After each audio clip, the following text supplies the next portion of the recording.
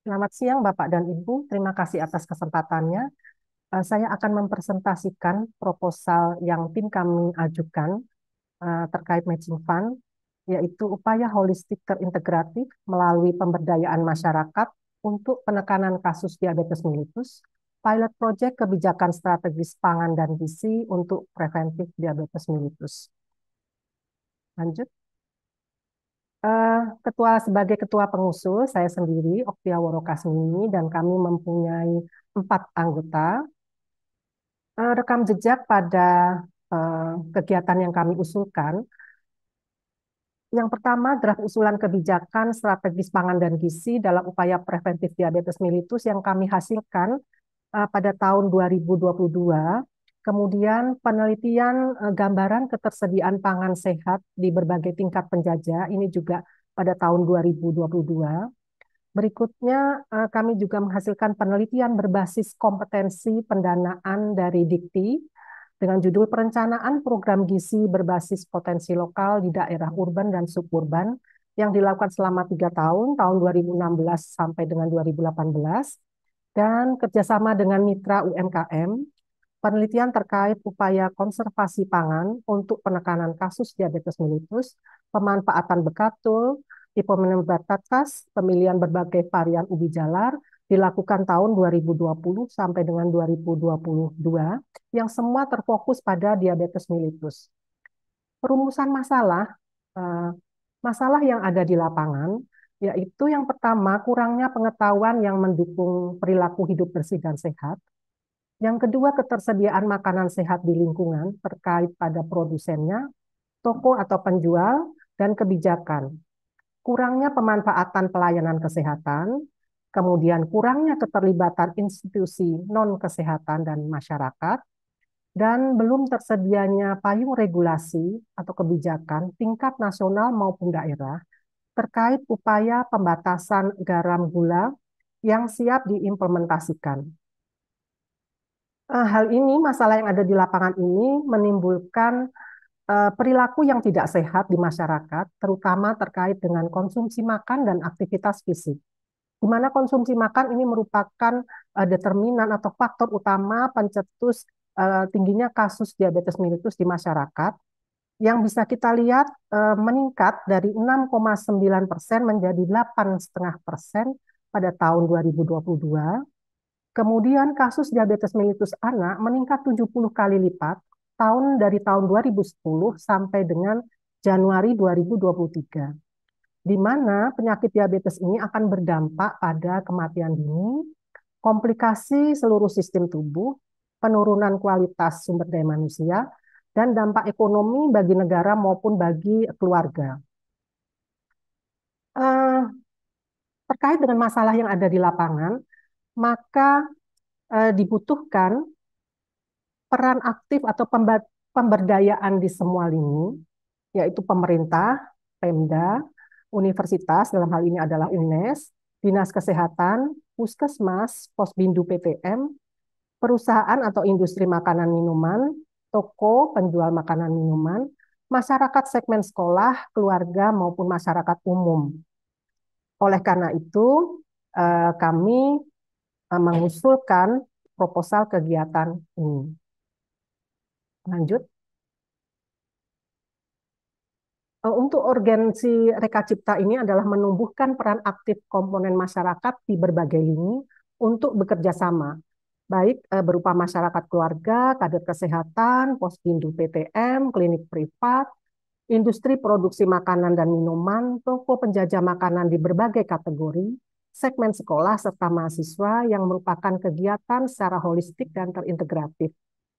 Dan tentu saja urgensi kedua adalah terwujudnya intervensi terpadu yang melibatkan semua potensi. Inovasi yang diusulkan ada 3 kegiatan pokok, yaitu memperdayakan ketersediaan pangan sehat di pasaran, 2, mempromosikan kesehatan dengan 3 model, dan ketiga, deteksi dini pelayanan kesehatan dan pengobatan. Nanti akan saya jelaskan lebih detail. Untuk manfaat dan dampak dari kegiatan ini adalah bagi pemerintah, bagi masyarakat, bagi perusahaan makanan, bagi akademisi atau profesional dan bagi mahasiswa karena ada keterlibatan dari mahasiswa. Lanjut.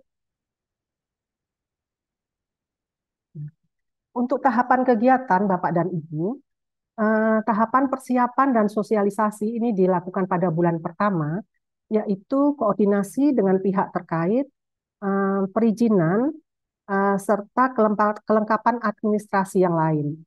Kemudian untuk sosialisasi, kami melakukan paparan program ke semua mitra, di mana mitra di sini ada dua, yaitu mitra yang terlibat dalam kegiatan dan mitra yang terlibat dalam kegiatan sekaligus memenuhi syarat untuk administrasi proposal.